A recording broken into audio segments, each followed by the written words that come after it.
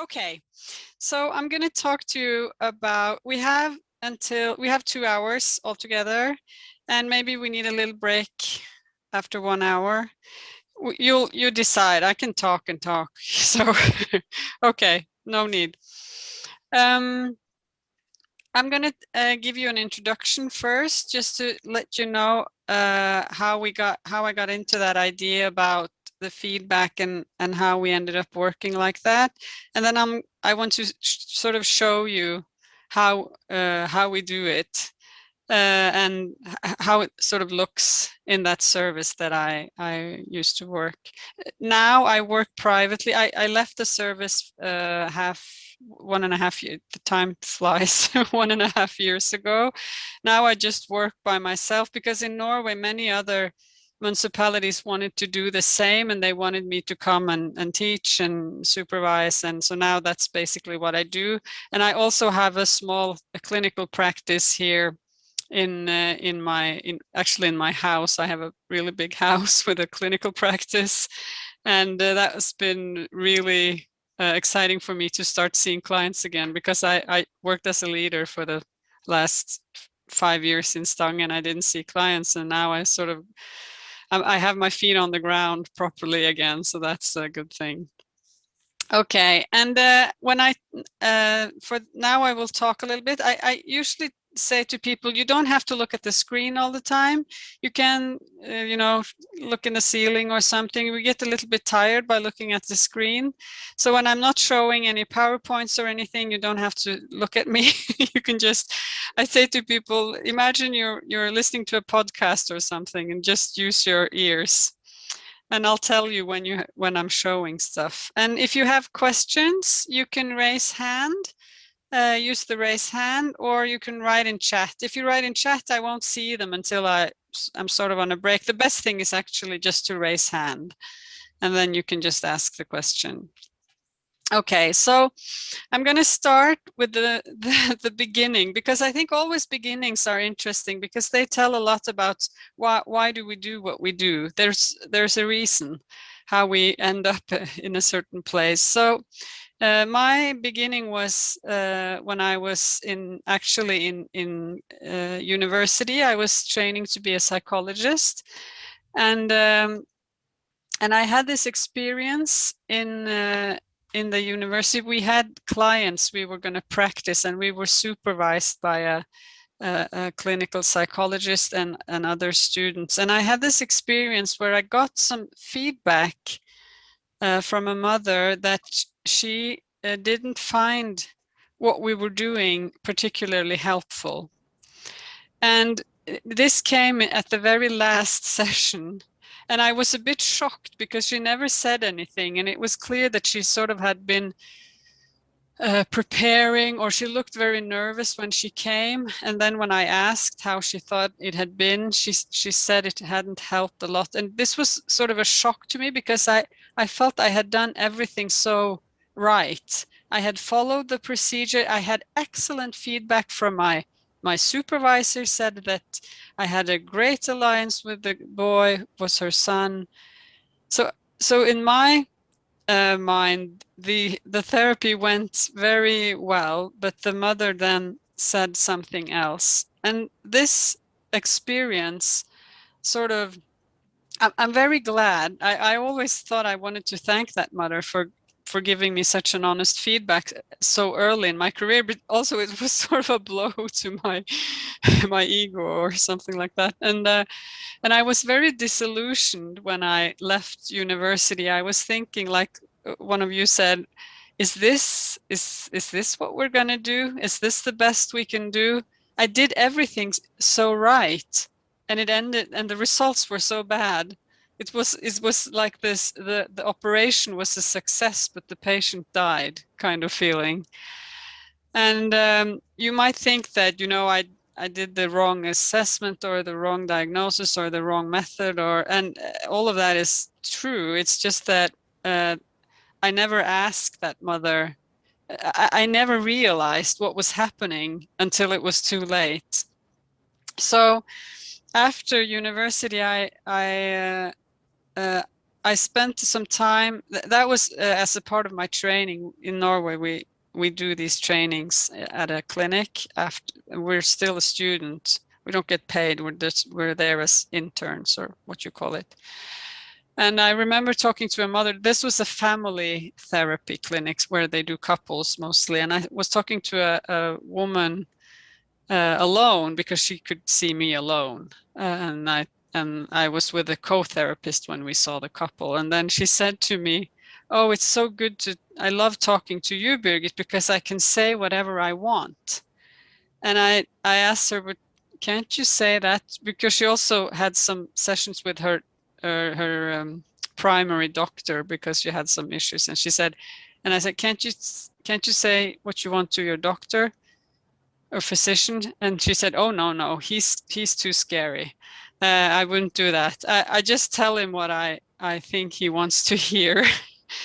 And he was probably a very nice person, so it had nothing to do with that. And it made me think about what is it really that people tell us. And so when I finished my training and was looking for a job, it was quite a coincidence that I ended up at a place. Norway is there's some big cities, and then most of the country is very rural. You have farming. We're basically just a bunch of farmers and fishermen. That's what we say.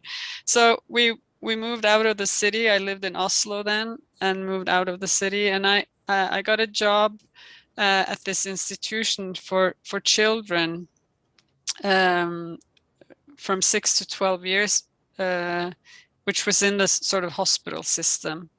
And I went there to interview, and the leader asked me, "Birgit, I don't know exactly what you say in English, but she said something like, are you very concerned about being a good girl or doing sort of following the procedure?"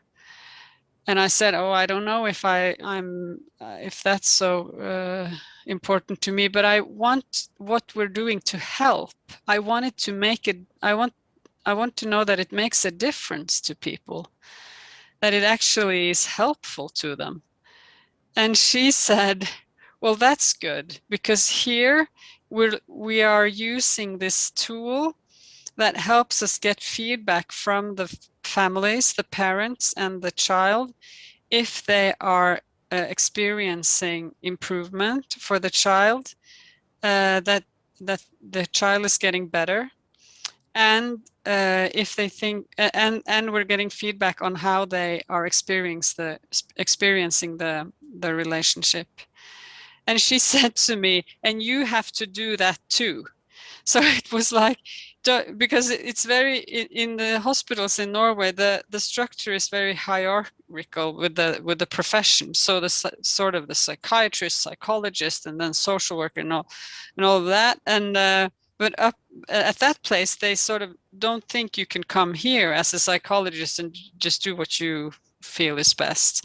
You have to sort of, this is the culture, this is how we do things. If you want to work here, you also have to do this feedback tool and think like that. So, but I was thinking, thank God they have such a system in place, because I was feeling so lost in terms of not realizing how the clients were actually experiencing the therapy. And because of my very first experience with this mother when I was a student. So I got to the job there, and I started there in 2005. And during those first 5 years, which I think was very formative for me, I started to read. So I realized I could think that it was just me who was a bad therapist and I couldn't get it right. But I started to read this psychotherapy research, that this is actually quite common with therapists, that we tend to miss the people that are not improving in our care, and we tend to exaggerate our success. So, and we have this tendency to think that all help is good help. That's what we say in Norway. I don't know if you would say it like that, but if only we do something, then that's good. So doing something. No, Norway has this big welfare state. So and it's quite a rich country. So I think we actually we deliver too many services. It can be very paternalistic because the public system sort of knows best in terms of the inhabitants. So anyway, so this is the research was not from Norway. It was international research on therapists that we think that therapists tend to overvalue their success and how many they're helping. So I was reading this. I don't know if you read these names. It's Bruce Wampold was a person that I was very inspired by, and of course Scott Miller and Barry Duncan. And I'm going to come back to these people and others. And I also realized I got to know Scott Miller. Do you know him? A little bit, some of you. Anyway, he was the one who had sort of invented, he and Barry Duncan, this feedback tool, which I'm going to show you a little bit later. And I got to know him. He's from the United States, and then I also talked to him about this thing about methods, that it's not one method is not necessarily better than the other. So all of these types of knowledge were just getting into my head. But I have to tell you, I love to read books. I have this stack always that I'm going through, but I never take anything for granted, which you said. So if I read something I like, I always think, okay, I have to figure out if this is actually true or if this is right. And then I have to experience it. I have to put it in some kind of experience, and then I can make to see if is this good or not. So the most important thing was actually putting this feedback idea into practice. So I started seeing these families, and at that the place which was called Hagen, it was an institution. It was for the children who was the most troubled children. It was the children that no one sort of the system had given up a little bit. The school was didn't know what to do. The parents were very concerned, or worse, and the outpatient clinics were also sort of giving up. And then they came to us, and then we started asking them. We started asking the parents, what's important to you? How would you like this to be? And that sort of changed the whole institution. And with this feedback tool, we tracked to see if the kids were getting better, and a lot of them were getting better. And I always ask the parents at the end, what were actually helping you? What did you find helpful of all the things we have been doing? And they often did not say what I expected or what the system found very important. So they often said, and the things they said were very sort of common and very basic. It was things like they were very concerned about how the relationship were at home. I spent a lot of time in people's living rooms. So they invited me to their home. They wanted me to see how and especially getting the children to bed was a big, I don't know if you have children, but that's sort of a crucial moment in relationships. And I tried to supervise these or give them some guidance, these parents. And the children were very concerned about how they were doing in school, with friends. These kinds of things were important to them. So I learned a lot from these families, but at the same time, I was doing what the system told me to do, which was assessments, diagnosing. I became quite good at diagnosing these neuro disorders, ADHD and Asperger and all of that.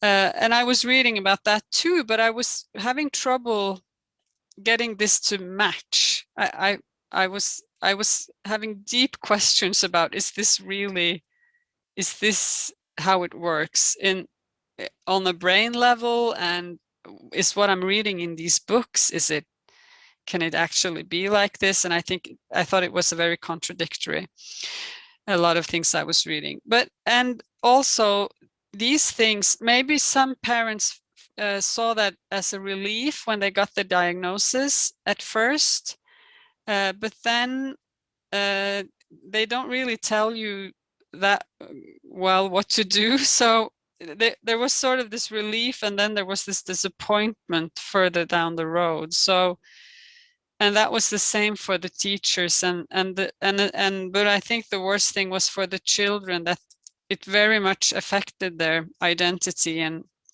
how they thought about themselves, which I question that a lot. So in 2009, I was sitting in my office. Then I moved on from Hagen. I was working at an outpatient clinic, still in the hospital system, because in Norway there's this big difference between the hospital system, which is all assessment, diagnosis, it's very medical model, and then you have the municipalities, which is more, there's more space to, more like you're doing it, or at least I looked at your web page. It looks fantastic. I was thinking, oh, can I come working with you? It was so nice. And just the name is, yeah, that's fantastic. So I was sitting there thinking, we are doing so many things that's not important to people, and we're doing too little of what is really important to people. And the problem is that the professionals and the system has no way of figuring out which is which. So we were just doing what the system told us, and hoping that this would be right for the families. And but the families weren't really asked what they thought. So I was thinking, what if we could start over, and and we could build a service based on these two principles. The one was, this was in 2009, I was thinking about these things, and I thought, what if we built a service based on what matters to people? And and when I talk about this, I have to talk about language. I found that that is really important, because my mother, she was a psychologist, and she worked in she was educated in the 60s, 70s at the University of Oslo.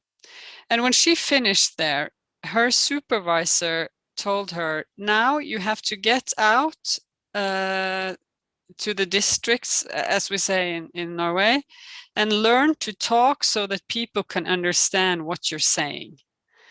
Because you haven't learned that here, she said, and referring to the academia Oslo environment. So my mother, she applied to the 3 northern counties in Norway. I don't know if you know Norway. It's a very long stretched country with a lot of people living in the bottom and fewer the longer north you come. But if you ever come here, go to the north, because that's the most beautiful part. So she applied for a job in the north, and she ended up along the coast and did exactly as her supervisor said. She started to talk so that people could understand her, and worked with people. And this was, of course, before all the regulations and all the diagnosing and all the DSMs had to come to play. So when I was finished in 2005, my mother told me, now you have to get out of the academia, out of the university, and learn to talk so that people can understand what you're saying. So with this in mind, when I thought about this idea, I thought, what if we ask people what matters to them, and they can tell us with their own words, not with our defined therapy problem words, because therapy, and also with the diagnosis, but also with all these methods, has made this whole vocabulary of people's lives and problems that are sort of it's the professional language, and we've been pushing this on regular people. And they feel, I read this doctorate degree from Sweden, and they said that the distance between how we talk and people's ordinary words have just become, the distance have been wider and wider. So this makes people feel sort of alienated, and also can be alienated towards their own problems. So I was thinking, have them tell us what their problems are with their own words, and then we have to figure out what this means, and because we can still use our brains to try to find out what does this mean, but we don't have to push our particular words on it. Just have them describe their problems with regular words, and then try to help them. So then we just went ahead and tried to help with the means that we have. So I learned a bunch of different methods. I learned different ways to do things. But we started where they wanted to what they wanted. And I'm going to come back to the question that you had about what if they are asking things that we are moral and all of that. So but anyway, we started doing that, and then measure, because I wasn't this blue-eyed girl from a student, that I wasn't thinking that all help is good help, so that as long as we help, then that's fine. So I was thinking, we have to measure, we have to track, are they getting better? Then we can continue. If they're not getting better, then we must stop, but not like, sort of kick them out or end therapy, but we have to stop and then discuss with them. It seems like you're not getting better, or find ways to talk about this, and then we have to do something else. And I thought, what if we, with these two principles in mind, what if we built the service based on what matters to people and what we see is helpful, and then we let the service grow and fill it with content as we go along. And I thought, well, I wonder what it would look like then. And I didn't know this, but I was thinking that I was pretty sure that it wouldn't look like the system that was surrounding me at the time, that it would be different. I was at that time, I was very skeptical towards the diagnosis, but saying that out loud would have ended my career. You couldn't say that in Norway. It was in 2009. Later on, it has been more accepted that you can actually have those meanings. I have to say the UK has been, there's great people in the UK who I saw up to in this matter, and a little bit in the United States, but the United States is so big, so yeah, so it's difficult to know what is actually getting a hold in the sort of the whole population there. But the UK, they have some great people, and Norway has actually also been a sort of pioneer in this matter. Anyway, I was, but in my silent mind, I was thinking, we're not going to diagnose. So we're putting all of that aside, because that was not what I was seeing that people were very concerned about. So this was in 2009, and I was thinking these things, and then I had no way of trying them out. So that was when this job came along in Stange. So for the name Stange is a name of a municipality, which is the neighbor municipality of where I live. And Hjelpa means help. So it's the sort of helping place in Stange. That's what it actually means, or the help in Stange. We're just the help. Yeah. So they wanted a psychologist to help them build a service for children and adolescents, and they had nothing there. And this was at a time when in Norway they were doing this shift from hospital care to community care. They wanted more community care. So this has been a great opportunity in Norway actually to sort of switch away from the medical model, because in the municipalities and the communities there were not such a strong historically there were no professionals there to diagnose, so they haven't had this problem until the psychologist came. Then they got the problem, and which I was struggling a lot with. But anyway, I went to interview there, and I told them these ideas I had, and I had this wonderful leader. They hired me, and I was the only one who applied for that job. So I got the job, and I started working there.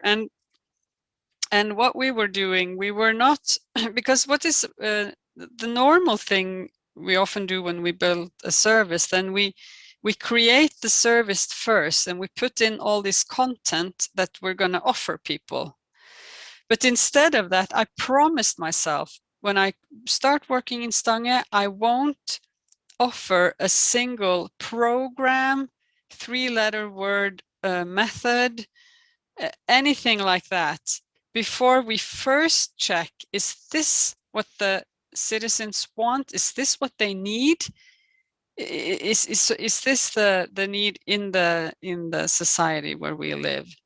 So we just opened our, so we had our methods in our sort of our head and our knowledge, the people who worked there, but we didn't sort of list them up as an offer. So we just said, do you have a problem? Come see us. And it was this really easy way in. And I've always had a guy named Orlinsky. He's a professor. I forgot the university. It's in the United States anyway. And he says the most important factor for change when people are in a change process or are in therapy is client engagement. So I was thinking, how can we elicit engagement as early as possible in the process? So I was thinking people need to be able to come by themselves, because I don't know how it's with you, but in Norway there were all these referrals, and the GPs had to refer, and there was these other people who had all the kinds of opinions on why a person should seek help. So anyway, we didn't want that. We said, do you have a problem? Come talk to us. And we sat down with them, and then we just asked very openly what matters to you, what you need help for. And I'm going to go a little bit more into that afterwards. So we started like this, and we had these small steps, and then we had to learn new things. And my staff was a bit terrified at first. They said to me, Birgit, before we always knew what we were going to do when a new person came, because then they had their forms, they went through this. If this was the problem, then we do this. So that was sort of the logic. So it was safe for us to do it like that. And then I came and said, no, you can't do it. You just listen to them, and then you figure out what to do. And you have to adjust and adapt to what they're saying. This was what I had been taught at Hagen. And when I started working there as a newly graduate, I thought it was, really stressful, because then I was thinking, why can't I just use the methods I'd learned in university? That would be so much easier. This problem, then we do this. But I wasn't allowed. My mentor up there, Andy, he said, you have to start new with every single family.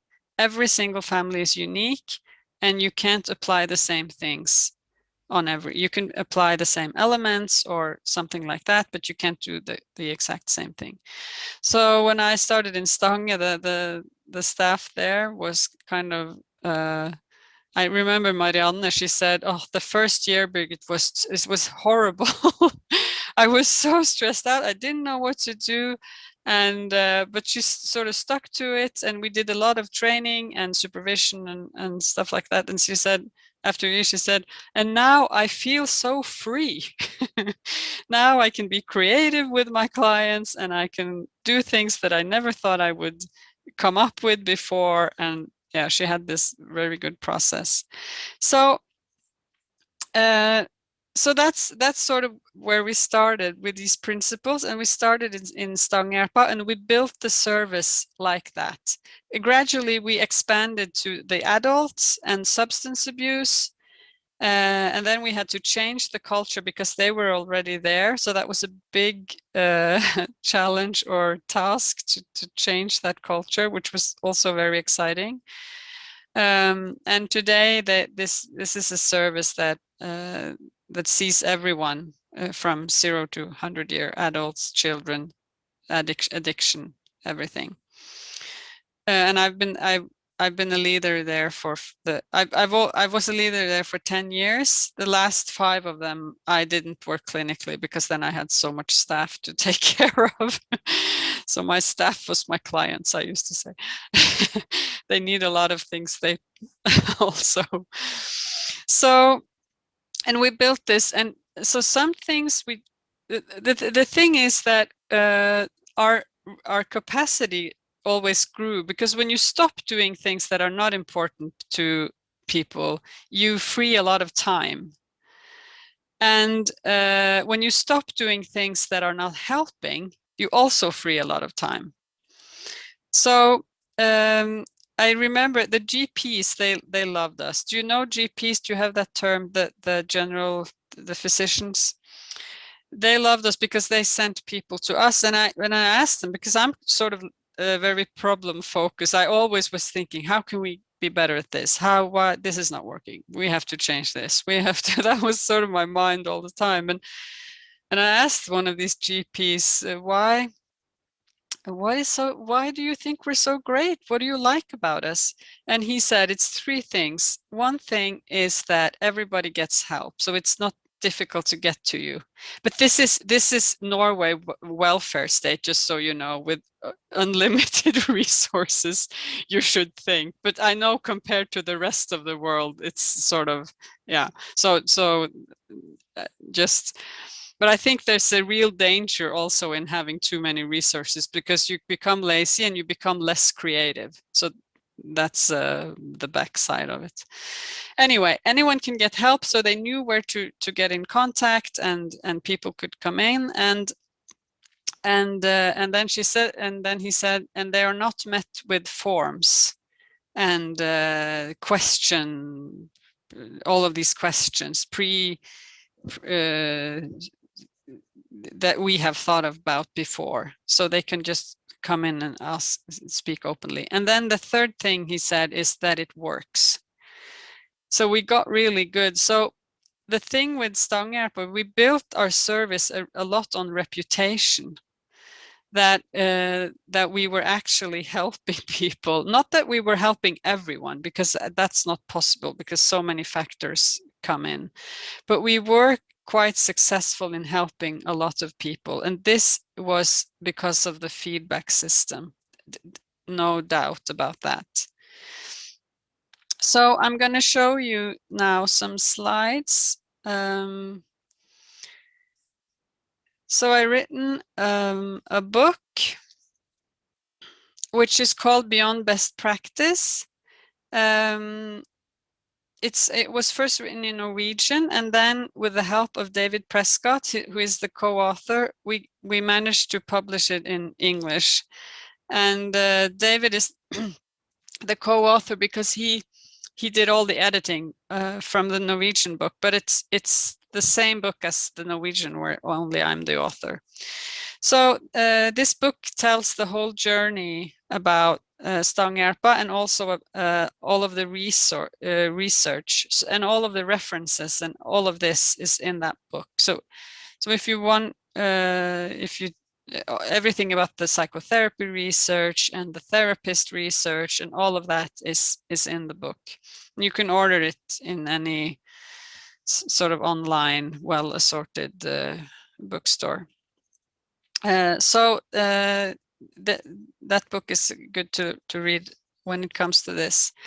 So what we were doing, which is kind of radical in the health field, is that instead of having this top-down process where the experts decide what's to be done and then offer that to the citizens, we did it bottom up. So we turned the whole thing upside down. Later, I took this leadership training, and I learned that this is called service design. That you create a service based on the need of your sort of customers. If you see this in the business world, and then you develop based on feedback. And then the service gradually forms based on this.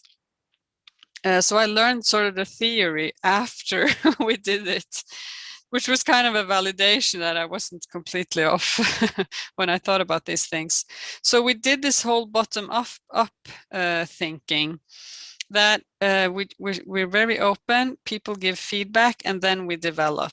Instead of like in the health field, it's much more expert informed, that the experts do research and figure out methods and stuff like that, and then we just we ask people. But we can ask people, what do you think about this? But it's sort of after we delivered it. Do you know the difference? Because asking people for feedback in our business it's really asking them a lot, because it's hard to give feedback on this process, which is quite personal, and they're in a very vulnerable position. So this is what I've learned through all these years, that we have to take very care that people can say to us what they really feel. We have this wonderful group in Norway with youths. It's this organization, youths informing the services what adolescents need. And they say that when we say, I don't know, we don't really mean it, but we don't feel safe enough to say. So making this safe space for people to give this feedback, it's crucial for feedback sort of to work, but also creating that we have to be secure in ourselves as practitioners in order to take the feedback in. So this whole bottom-up thinking was what we were doing, and this is the second one I'm going to show you. So in medicine and in the health services, we often have followed this linear model here, which is, they call it the waterfall method, and then you gather data on top here. For example, you can do an assessment, and then you analyze the data and try to figure out what it is, and then you formulate a solution here, and then you implement the solution. So it goes very linear. But the problem with the complex problems, which is often what people we meet have, is that this kind of a linear method, it doesn't work. So you need this, they have learned from designers, where you gather some data in the beginning, and then you try something out.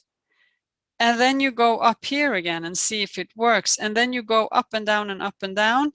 And it's a much more trial and error way of working, but which is a lot more intelligent and a lot more efficient and effective than doing it the linear way. Because the linear way, so then you already here, you know, then you started to know what to do, and then you just follow the steps. But here you have to adjust all the time, and then you can in a much better way sort of find out what really fits this client or this child or this parent or but this, you know, for the health authorities, this just looks like a mess.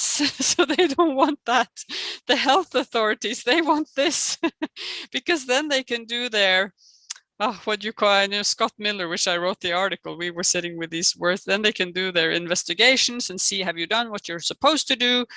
But when our journals were looking like this, they didn't understand anything of what we were doing because it was not linear.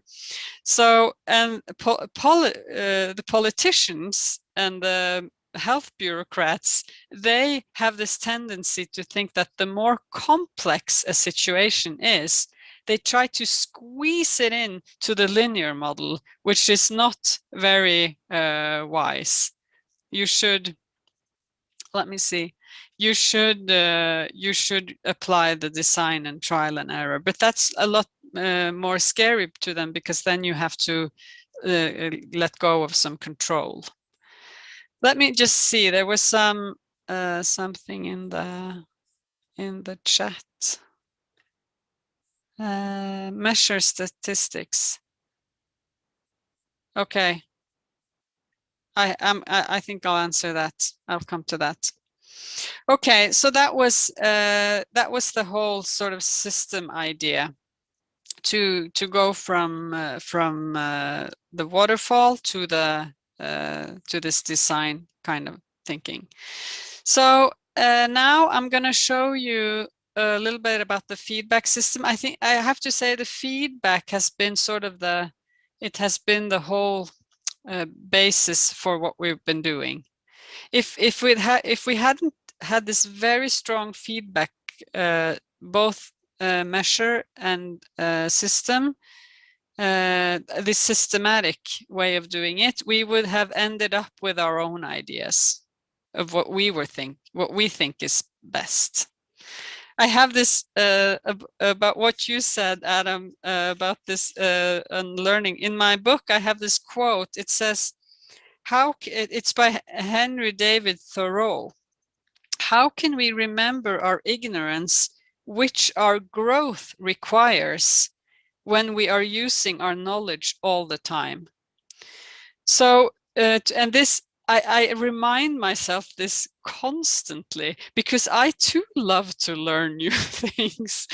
And I tend to, and then when I learn something new, I think, oh, and then I see my clients and oh, this is what they need. This will be much better. Now I will solve the problem. And then with great eager, I go to them and I try this, and they are at a complete different place. And it's usually, it's not as beautiful as it was in my head when I thought it out. So I thought now I'm going to show you how we use the feedback system, but I also want to talk about how we did the creative work, because this was a lot of fun for the staff loved working like this, although it was stressful in the start because they didn't know what to do.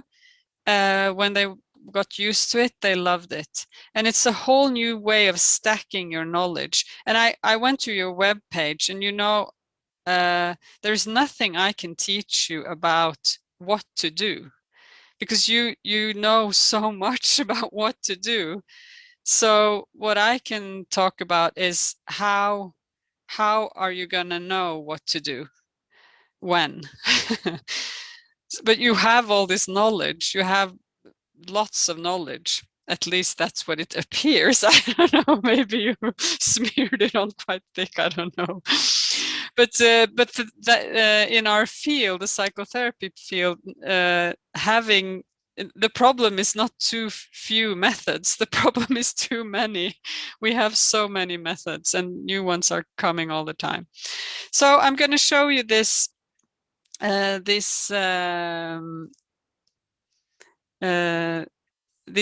feedback system now. Is there any questions? Just put up a hand. I can see it if it comes. I get a sign on my screen.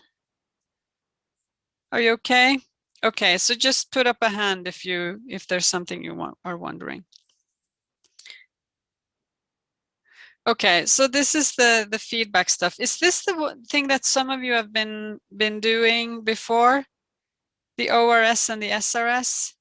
Yeah, so some of you are a bit familiar with it. Okay, so that's been the tool that we've been using. It's the most because this fit system. Tanya, yeah. Hi, can you hear me? Yes. Okay, good. So I have one question. Yeah. From what I read and from what you're saying, it seems like this is very, as obvious as it sounds, it's very solution focused, and it's always about doing, about taking a step forward. Is how you finished your also the interview, the article, and I'm wondering how this is combined with what we know about like being mindful, about being in the moment, about not doing. Maybe there isn't anything I can do right now. It's just sitting here and being with the way I feel and understanding and accepting and everything we know about not doing. Because sometimes not doing is also a solution. So like in this solution focus and looking for methods and trying and being creative, sometimes it's just sitting there. And sometimes that, it might not even occur to the client that that's something that can actually be helpful because we're in such a, like a doing world right now. It's like looking and investigating and analyzing in this. And as you said, like always having something to show for what you do. So the question is, where does the just being in the moment and not doing come in what you do in therapy? Yeah. Wonderful. I love that question. We do mindfulness, and we do actually a lot of those practices because I'm very concerned about not having to move forward in a sense that you have to do something all the time, but just accepting. So I work a lot with just being in the moment, accepting how it is right now. The thing with so it's not about the do the next right thing is more for me as trying to change the whole mental health field. But for clients, this is sort of the whole deliberate practice thing, that what we were realizing is that if people weren't getting better, we were trying to figure out why is this, and then we came to realize that being more here and now, but I'm not saying this is right for everyone, but for some this is the right thing to do, the mindfulness. So Right. so it's not at all contradictory to that. But with the fit and the graphs, see if people are getting better. What we experience is that if they're doing something that is good for them, which mindfulness can be, and just accepting the situation, in a weird way, they will feel better. But that's not the goal. Do you understand? So we're not trying to make them feel better. It just happens when we're not trying so hard. I actually say this often to clients. Sometimes when we stop trying so hard, things can actually happen. Yeah, so it's not contradictory to that at all. We did lots of we had this I don't know what you call it. We were very into yoga and all of these practices that yeah. But when that's said, that was one of it had to fit the person. So as long as it was helpful, we tried it. And with helpful doesn't just so that doesn't necessarily mean this whole have to do something, yeah, to get better. It can happen on its own. So I'm going to show you that when I show you some graph afterwards. Anyway, we did this fit system. So back in late 90s, Scott Miller and Barry Duncan, they were asking what I've been asking my whole life. Is it really helping, this thing that we're doing? And they were using these symptom checklists that we have to find out. And they were doing this regularly with, I think, in every session with clients to see if they were improving. But the clients were getting tired of this or fed up with it, and they couldn't get any therapists to do this. So then they invented these scales that were quite easy and simple and short and very little administration with them.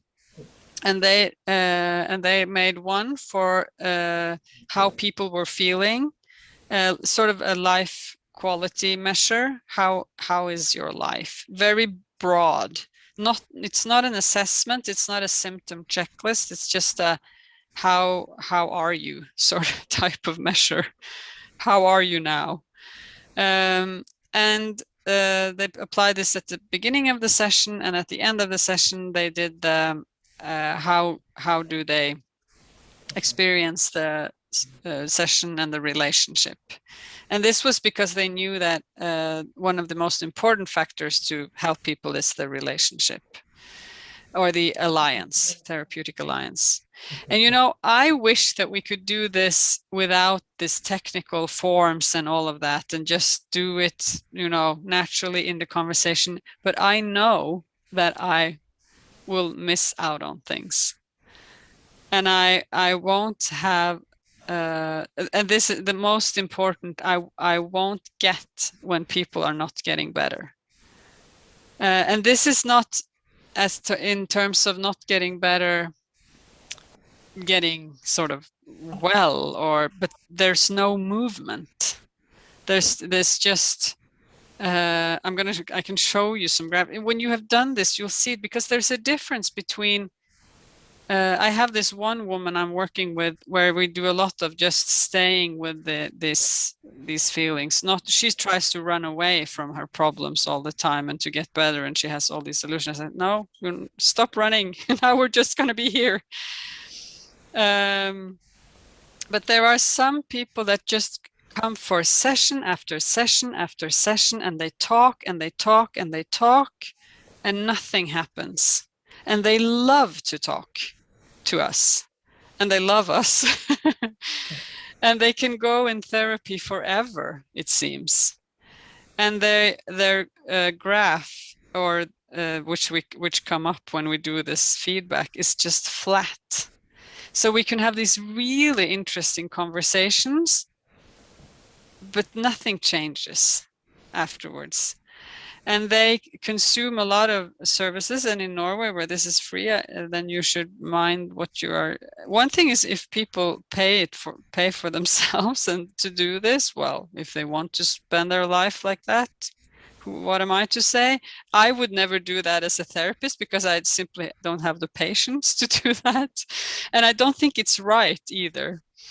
So this is especially these people that do they do a lot of therapy, but they're not improving. And some of them just go on, but some get worse also. And that's the hard thing, that they actually get worse, and then they get more and more services, and they get medication. I don't know how that is in Israel, but in Norway, it's not as bad as the United States, but it's not good either. So they get a lot of medication.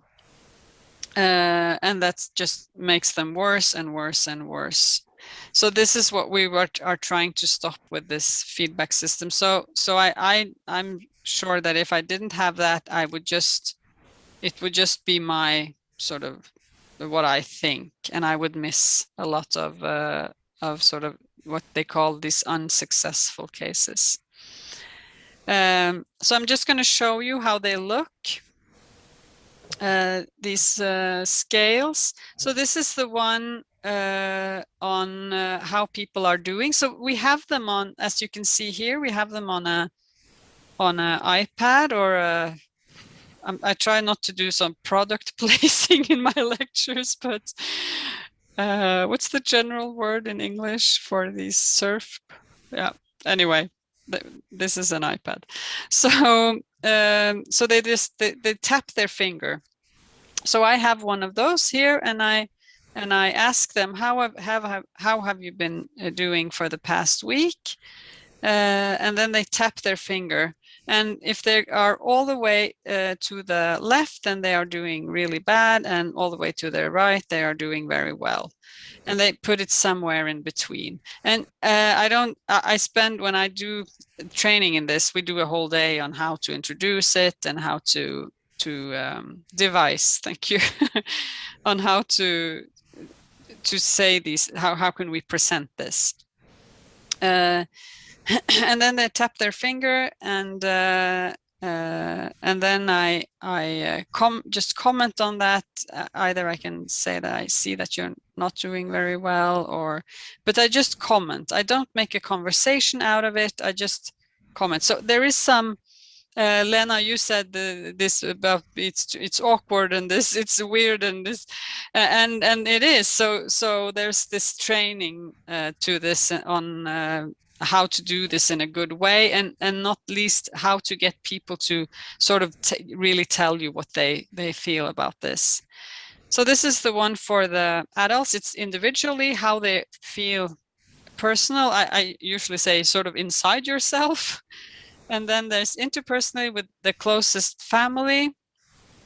And then there's socially, work, school, friendships. And then there's this overall sense of well-being.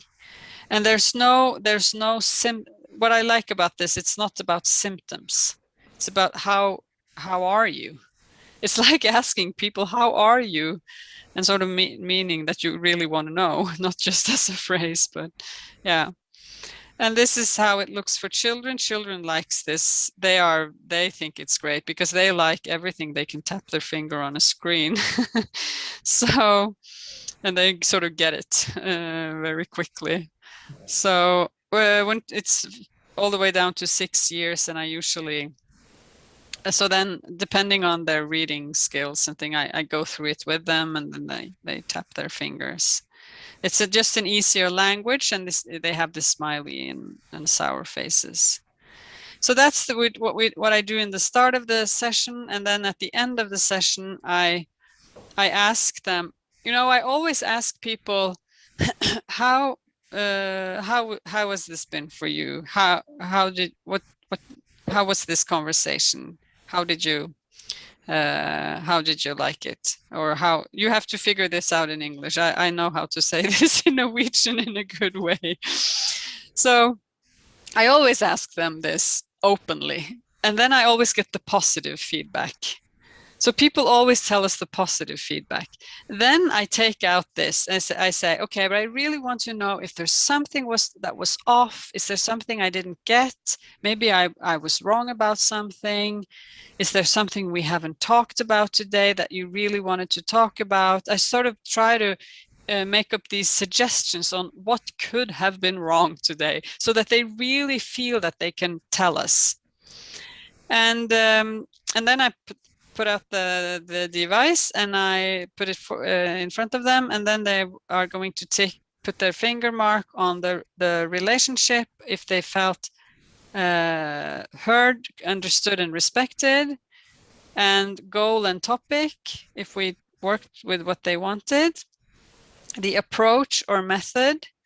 I'm not too I don't like that word method, actually. I wish they just took that away and just had approach. Yeah. Because I think we're too preoccupied with methods. Yeah. And it's more on how do we do things. Anyway, this comes from the psychotherapy world. So, yeah. And then it's overall. There was something missing today, or today's session was right for me.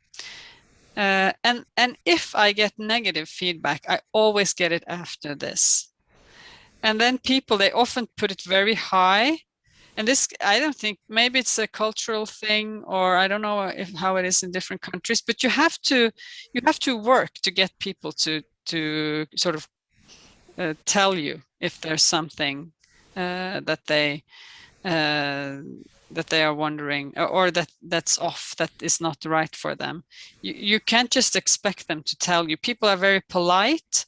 They see us as sort of authorities, or we have this, there's this power, unequal power balance.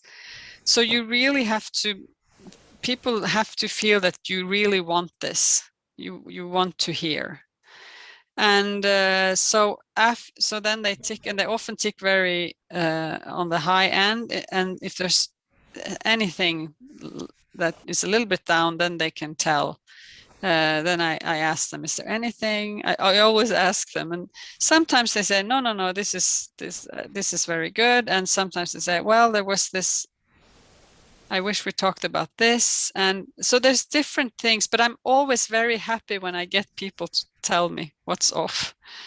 And what I remember, one woman, she said, well, if I'm going to be perfectly honest, so she sort of jumped into it. Then it was something about the our relationship, actually, how that went. This was not easy for her to say. Then I was sort of happy with, oh God, I got her to tell me this, which was not very easy. She would never have said if I just asked. And then this is for children. Children are not as polite as grown-ups, so they just tell us what they want.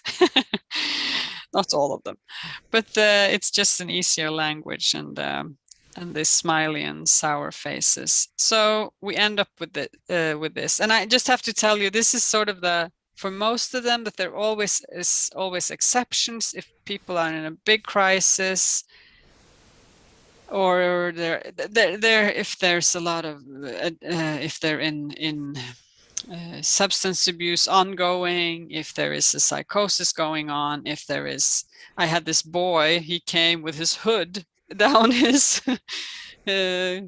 over his face, and I couldn't just put my iPad up under the hood, so I had to wait. So there's always these exceptions, but by and large we do this with all the people coming in.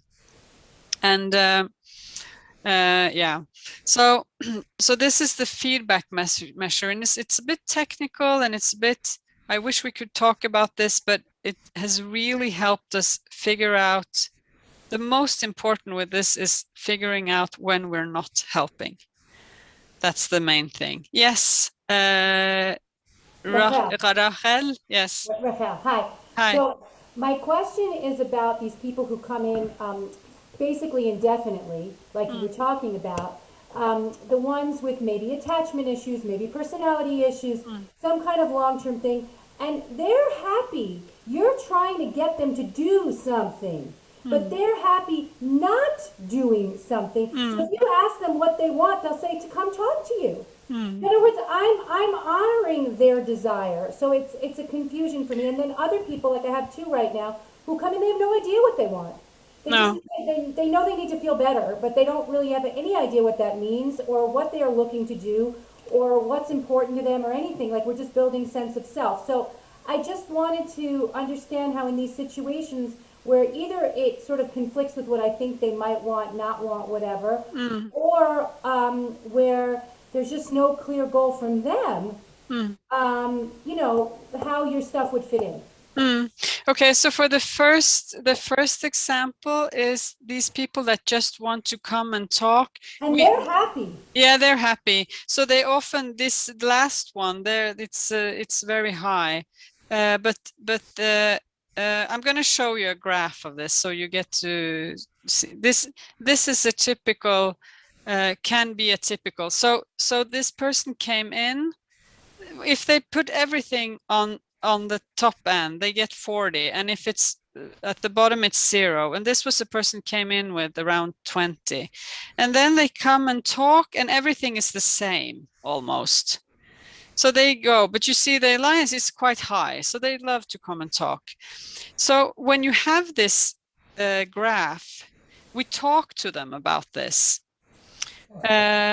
Some of them are even lower. They're down here. If they're up here, they are doing fine. Then we sort of we end it. We say that why do you're doing fine, but usually they don't feel the need to come. So it's often the ones that are feeling bad, but they just what they want is to talk to us. That's sort of what they want. So then we talk about this fact that they're not getting better, and then we try to talk to them about if you were going to put your marks up here, what would that look like? What would your life look like? So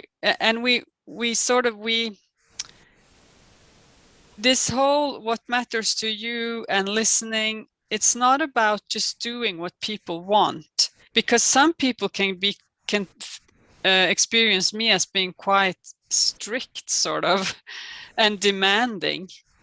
So we put boundaries and we say I don't because they get dependent on us. You have this dependent relationship. So we talk to them about this, and we try to we end these relationships, just to say it very simply. If we end it and they are not getting worse, that's fine. If they are getting worse, then we have to talk to them about, okay, so now what can you do? But we try to push them out of therapy in whatever gentle way we find possible. But so how we do that is different from person to person. I have this I could have shown you, I have this person, she looks like this. I've been talking to her about all kinds of things on because she doesn't really want her life to be like this, but she can't do anything different either. So we talk about, okay, but how can you do different things? And this is also for me, for my skill building and becoming better at. So this is on the deliberate practice. How am I going to help these people? Because there's a lot of issues on why this has been, why it's like that. So how can I develop myself to help people that I see this in a better way? What can I say? How can I do this? I'm going to give you some examples on that. But mainly we stop. We don't let it go on, because this eats up all our resources in the end. So yeah. And the other question was when they don't know. Yeah. So when they don't know, they say, I have no idea. It's just full of chaos. Then we just apply different. We just learn sort of different techniques or different ways to talk to people about how to, with them, find out what to do, how to sort of clear the mess. We work with the alliance, basically, how to set good goals. And so the main thing is that we don't jump to a method very quickly. Then we just stay there with not knowing for a while, and we try to explore with them. That's the main thing. Yeah. Okay, so there was some question. Yunasan, I'm just saying what I'm seeing. Yeah. Yeah. Can you hear me? Yeah. Oh, great. So as we're talking with these these people coming in, they want to talk, non-changers, kind of like the graph you're displaying here. I was curious, like as a research project, have you ever considered coding how they speak, drawing from James Panabaker's work and how pronouns and dialectic speaking is used and predicts change? That'd be cool, like you mixing your data collection with some of his work. Has it ever crossed your mind? I don't know him for the first things. Okay, so but I just had a thought when you said that, because I was reading, okay, now this is okay, I just have to tell you this, because I was reading Viktor Frankl. Do you know him? Yeah. And Man's Search for Meaning. So I've been talking about him and this and what he's saying about this. There's this space where we can decide. And it's, yeah. And then I was reading his book. But that was not the point. But the point was at the end of the book, I saw this reference to another book by the same publisher of a man named Eugene Gendlin. Do you know him? He worked with Carl Rogers back in the days. And then he wrote a book called Focusing. And what he said was that because he did sort of what you're suggesting, he was seeing videos of what happened to people very early in a therapy sort of what do you call it? Not the session, but the whole. Yeah. Yeah. And he said people that sort of start to make some changes, not that they become well necessarily, but they start to move somewhere, do this very early, and they do it whatever, it doesn't have to do anything with the therapist. They do it sort of on their own because they realize things as they are talking. So he could see this shift happening, and it's a very bodily sensation. And this is what we see in psychotherapy research, is that if people start to move or change, you see it very early and not later.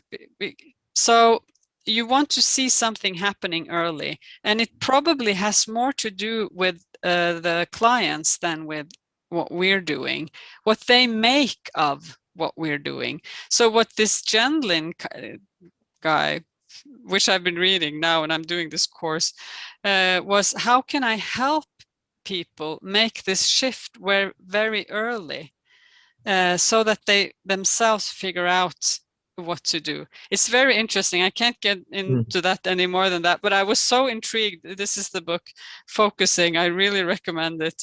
And it's a little bit like what you're talking about. But if you write that name you said, I don't know that work, then I'd be very interesting to look into. James Pennebaker, he's one of the initial developers of bibliotherapy, and so he in his research, what he does is he's using that in his practice as well, tracking how one speaking definitely can predict outcomes. And so a great book that he wrote for the public is called The Secret Life of Pronouns. Yeah, that sounds where the completely pronouns are processed in a completely different part of the brain, they're and just to tracking how those are used in terms of number and within the sentence structure itself, you start to predict the direction a client will be going. So it just kind of, as you're talking, it just kind of occurred to me, and I guess it's very similar to who you're citing, very similar idea. Yeah, but kind of cool to see what you come up with. Yeah, good. Thank you. Because what we were doing, I'm going to come to you, Tom, in a minute. What we were then, the whole project sort of Stangehjelpa and the service would then be, how can we be better at helping these people that are not moving or getting anywhere? And that was sort of and then the creativity and how are we going to do this comes into play. And then we were going to, this might help us, and we were looking for these things. Let me see, Tamar, is that how you say it? You left, but yeah, there you got it. Okay, I'll wait. So I'm sorry. Can I ask you a quick question about the focusing book that you mentioned? Yes. Is it has to do with the method of therapy named focusing, or just that's the title of the book? No, it's that. Probably it's that. Oh, it is. Yeah. Good. Yeah. And Jonathan, can you please share with us the name of the book about the pronoun, that we all know about it? Yeah, it's in the chat. Yeah, I put it in the chat for you.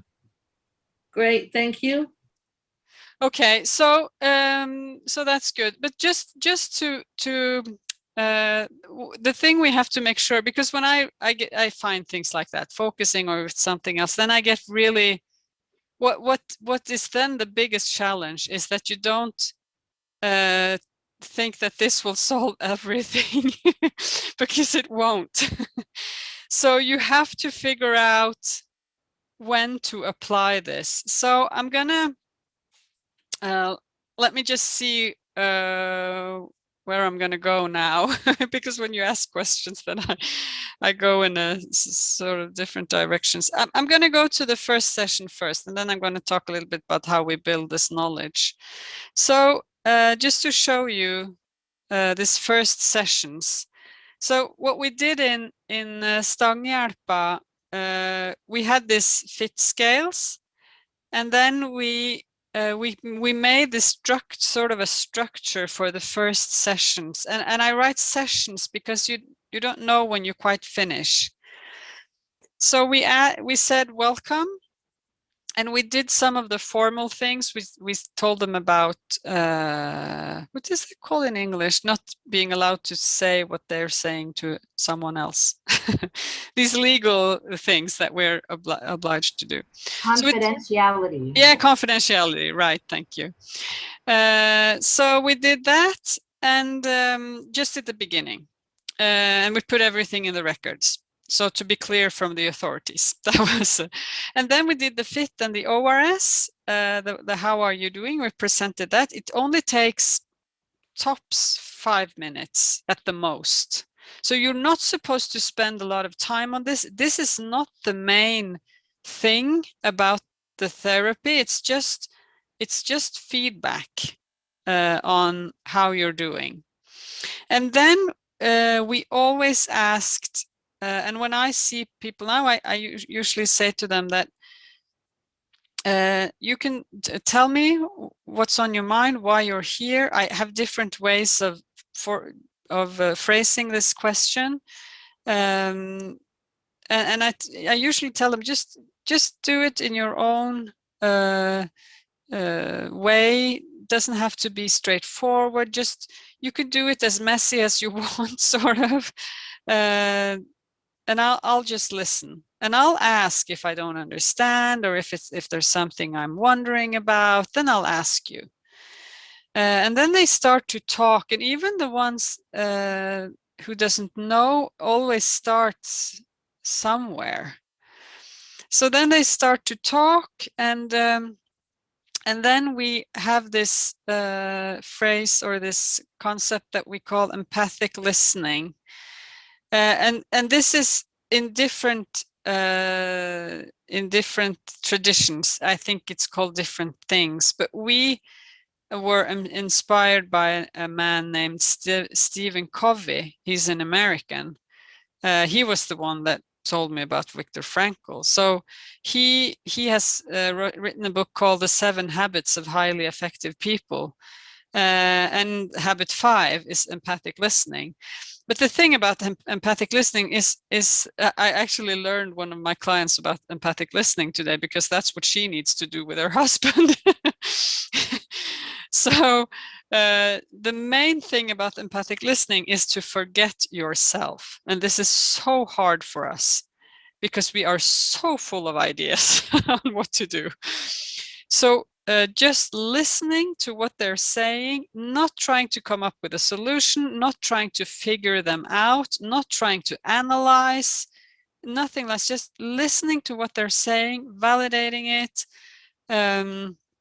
maybe reflecting it back, and just try to, and have this faith that they know something that is valuable, that we don't have to be the people who figures everything out. But we have this, we expect this of ourselves. So it's kind of hard to not, one of my staff said, I think it's not what they are expecting of me, it's what I'm expecting of me, which is my biggest problem.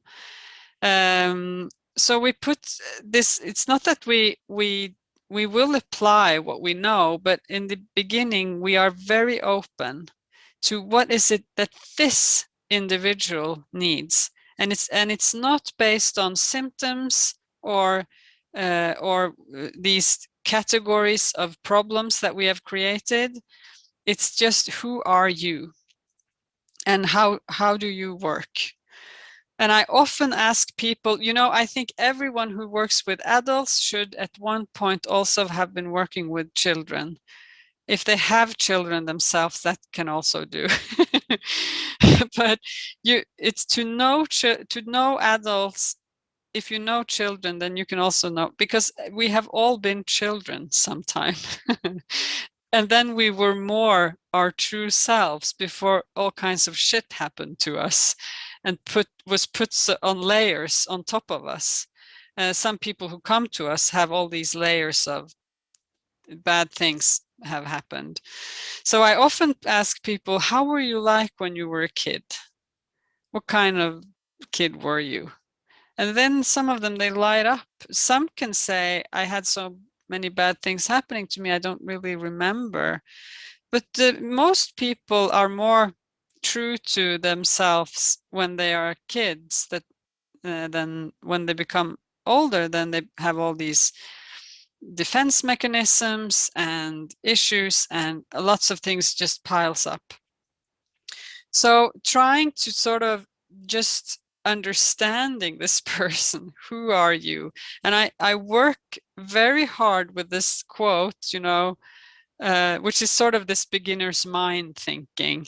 How can we how can we grow when we are using our knowledge all the time? So I try not to think I have to do focusing, I have to do mindfulness, I have to do this, and I have to do that, which I love all of those things. But I try not to sort of jump too fast quickly to those types of things, just listening to what is it that you need. And people need different things. And then we navigate with the therapeutic alliance, as we call it. And we try, and the therapeutic alliance, the way that a guy named Borden defined it, was the agreement about goals. So figuring out where we want to go. And this can take several sessions to figure out, because if they don't know, they have no idea, I'm lost, then we work with that. And he calls it the emotional bond between, that's feeling heard and understood and respected. And then there's the means. What should you do to get to where you want to go? And this should have less to do with us and more to do with them. In Stangehjelpa, we had this saying that we said, if we are the ones doing the most work, then we have to stop. Because it's about getting people to more live their lives in a way that is good for them. So we always try to figure this out. So the main thing is we don't jump too quickly on a method. And I think if you saw how I work, you wouldn't recognize. But I have ideas. It's not it's very deliberate what I do, but I don't follow recipes or scripts or anything like that. I think when you are new, it might be a good idea to learn some methods, or just to have some basis. You need to practice your scales when you learn the piano, sort of. But then when you know these things, you can improvise and work more freely. So now I'm doing this focusing thing, and I'm learning it, but I know that I will just get rid. Jen also said, when you know the principles, you can throw out the recipe. You don't need it anymore. So that's the sort of, you have to know some of the principles. Okay, and then we do the FIT SRS in the end. How was this? And then we get feedback. And then sometimes when people come to me, we had agreed on something, but then they are at a different place. And this being able to, it's a lot about being very sensitive to the clients on where are you today, what is it that you need, and not sort of just bulldozing with our stuff. And this was not what was right for them. So I wanted to say something about knowledge. Let me see the time. Because this is something to think about, because you have a lot of knowledge and I have a lot of knowledge also, because when you read all the time and learn new stuff. So you have to think about your knowledge as this has at least helped me when I'm sitting there in my chair, as a chess player. So when you have the chessboard and you're with the client, you do a move and you say something, and then the client says something back, which you don't know what is until he says. And then you have to figure out, okay, based on what he said, what am I going to say? And then you have to sort of, instead of having this linear model in your mind, so you already know what to do until the last move, you pick knowledge from your mind based on what the client is saying, and you adjust all the time. So and the best chess players, they can see a lot of moves ahead of time, and they can see, and if he goes that, then they can see a lot of moves ahead of time in that direction or that direction, and they can shift very, very quickly. And they say that the best chess players are the ones who read old masters' games and are, why, who's the best chess player in the world lately? He's the Norwegian. Don't you know? I only know because I'm Norwegian. Magnus Carlsen, he's this young wonder kid, and he was also playing very creatively and a little bit intuitively, but he had lots of knowledge of the old masters game. There's this series on Netflix, The Queen's Gambit. I just saw it, and then I was, yeah, that's what you need to do in therapy. You have to figure out what to say at the right time, and then you have all this knowledge, but you don't really know how to use it until you're in the opening. You can't know. So to think about knowledge that way is quite different than applying a method to a given problem, which is the medical model way of doing it. And it's a lot more effective, and you use a lot fewer sessions because you get to the point a lot faster. You get to where people want to go a lot faster. Yeah, and what is last there is, remember, client engagement is the most important factor for change. So what you want is to engage the client and that they figure out. I love it when I see client getting this sort of eureka experiences. They say, yeah, now that's why I'm, or something like that. And I'm thinking, now something might happen. Doesn't happen often, but can. There are some moments.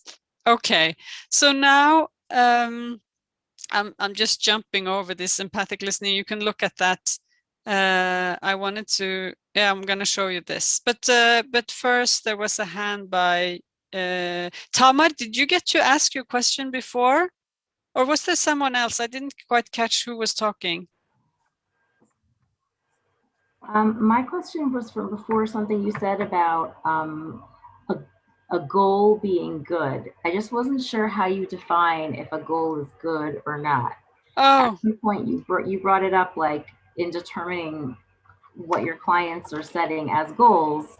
okay. You know what I'm referring to? Yeah, no, I don't know if I can't remember having said that, but I probably have. But the goals are always what the. So you asked before also about what about if they want things that are not morally right, or, we follow some standards of ethics. So if they want things that are sort of not good for children, or they want things that are not good for other people, then I will say that. I can't, and if they're doing illegal things, then I would certainly say that this is not okay. So it's not like we don't have an opinion about these things. But setting goals, it's about they set goals that are good for them, that it has to be what they want, not our goals. So they have to figure out. So we work on them and this can change also during the course. So I don't know what I meant when I said good goals. It has to be right for the person. It shouldn't be our goals. Rachel, you had something Yeah, I about. just had another question. So when you're interfacing with hospitals or schools or anything like that, like it's similar to like schools that don't have report cards. Like it's very nice within the school system, but if you don't have a diagnosis and you're going back to the insurance agency and you're going back to the high school and you're going back to the hospital that needs information from you, how do you navigate around that when you don't have a diagnosis? Yeah, so that's been quite hard.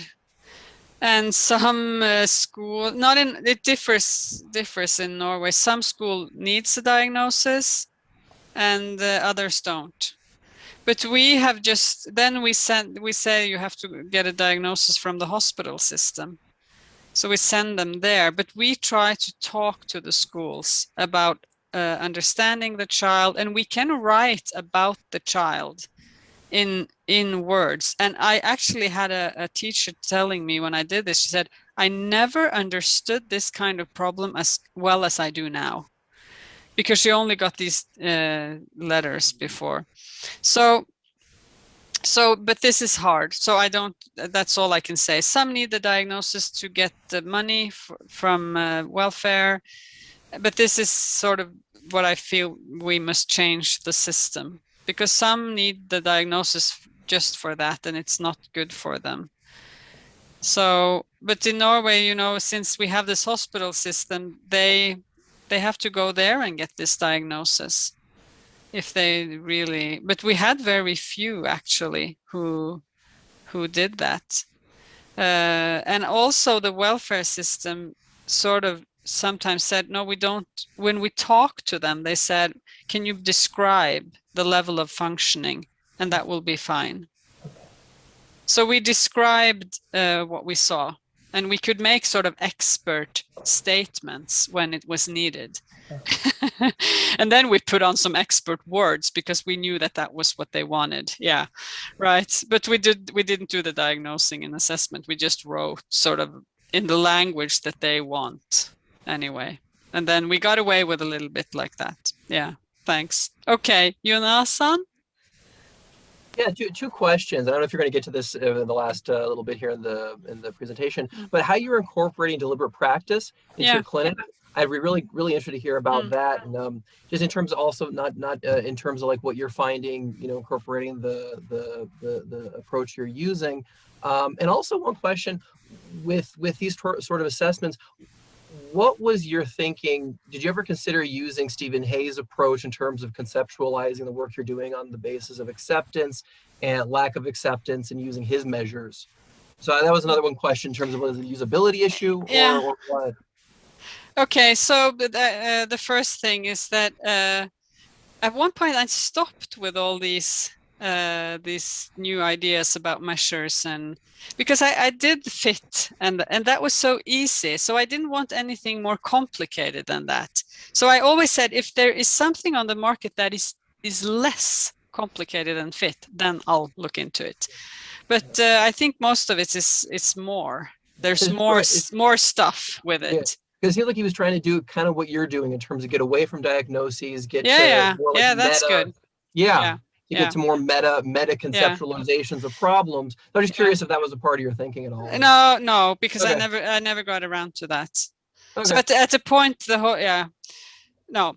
Okay, but I'm going to talk about deliberate practice because that's better. With the last. So the way we do when we started the deliberate practice, Scott Miller had just had this word sort of out there in the therapy communities, and with talking about this, nobody really knew how to do it. So we were just trying things out. Now I usually say that I have a way of talking about it, and I do workshops about it. And then so the first thing is to figure out if you're going to practice, you need to know what to practice. So you need feedback to know what should I become better at. So I had this person coming to me, and he said, can you teach us deliberate practice? And I said, well, do you do any feedback? No. Well, are you going to do that? No. And then I said, well, then I can't teach you deliberate practice, sorry. So the first thing is feedback, and that you can do it. And feedback comes in different forms, but you need some systematics, some system around this. So this is my list of clients. And on you see the ORS on the upper right, and then there's some green and some red and some yellow. And the red ones are the one not improving, and the green are the one improving, and the yellow is in between. So what we did in Stangehjelpa, I had the staff look at, and I do this myself, I did this a lot myself, what is it about the ones that are not improving in your list? What is this about? because it's not like you can, fit won't tell you what to do, and the client won't tell you what to do, because then they would have done it already. So we have to figure out, what is it about these, and how can we get better at helping these people? Is there something we can do? And Scott Miller, he told me, he said, Birgit, if clients are not getting better, you never say what's wrong with the client. We always say what's wrong with us. So is there something we can do? And then we worked on these learning goals. So after we did a lot of creativity work, because that was all we knew. Because we knew that applying another method wouldn't work. That's been tried. We need to, so I worked with creativity as a skill with my staff. We saw John Cleese. He has this very cool YouTube film on I think it's on creativity. John Cleese, it's an hour. And we worked with drawings. You have some in your staff, I think. It would be brilliant to work with this. And we tried to visualize what we were hoping to happen. I can't get really much into this, but we were using Daryl Chow and Scott Miller's taxonomy of deliberate practice. I have simplified it a little bit later, so I have a different version that we're using now in Norway, at least. And we worked on these goals. So what we did was we used creative methods, but not creative therapy methods, but how to learn to be creative as a therapist was what we worked on. And then we did role plays. I remember we had this one time we were role playing because one of the problems was, how do you talk to clients that are not improving, these reds? How do we talk about that? Because they can get very feel that we are pushing them out, or it can be hard to talk about it. And then we had this role play. We said, now you're gonna say to a client what you thought you'd never would say. And they tried it out with each other. And I remember some said, but you can say that. That's okay to say, because we're kind of gentle and careful. So we did a lot of, it was the creativity workshops, and then there was role play based on this taxonomy with the learning goals, which was things like how do we talk to people when they're not improving? How do we set good goals with people? These very basic things. So that's the thing about deliberate practice. It's not, and Scott Miller is very clear on this, it's not clinical practice. It's not practicing a method or a technique. It's practicing the basics of how do you help people grow, sort of. We call it back to basics. We have to go back to the basic things that people need in order to become better. So these learning goals were, I can't get into all of them, but the staff chose one each semester, and then they worked on this one goal for an entire semester. And we had some goals we worked on together, the whole staff. And we did a lot of this kind of work. So, and then we created these sentences. How can I talk better in this way? And I've been doing this myself this past year also. So it's Birgit, I just want you to know we're coming to the end of the presentation. I'm good as long as you. So people probably, if they have questions, this might be a great time, because there's so much stuff now we can think about. Ask question. My problem is I have these really long answers. So, do you incorporate videotaping in terms of deliberate practice? Like, I mean, have you gone that step in terms of bringing that to supervisors, like critiquing technique in the room itself? Yeah, we did some videotaping. You know, in a hectic work day, I couldn't get them to videotape that much. So it had to be sort of realistic on how we got things to but I'm not sure if that's the most important thing either. We sat in on each other's sessions, which was easier for them to do, that they could manage to get around to. The most important thing is about deliberate practice is solitary practice, that you learn different basic ways on how to talk to people. Read books, actually, or nowadays listen to podcasts or YouTube or things like that. Expand your chessboard. That's the main thing in order to, and get feedback, constantly feedback. Yeah. So I just want to, I saw the Queen's Gambit. I loved it. And I thought just like that, like how, she was, great book, and it was a woman. So I was, of course, made it in a world of a game that's dominated by men. I just kind of this concept of being where the client is, which we've talked about so much, like being where the client is and meeting the client's needs, which are not our needs. And also like the idea of having enough stuff behind us that you can bring out and feel confident knowing what your client needs in front of us. I just came off with Ephraim, who I don't know if he's still here, to an IFS training, which was last week. And talked about being in self and not having an agenda.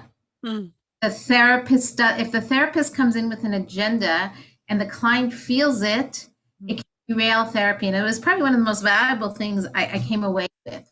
Yeah. Like I sat in session today going, you have an agenda about this. Like, my agenda might be just to finish in time, but I was so much more aware of that.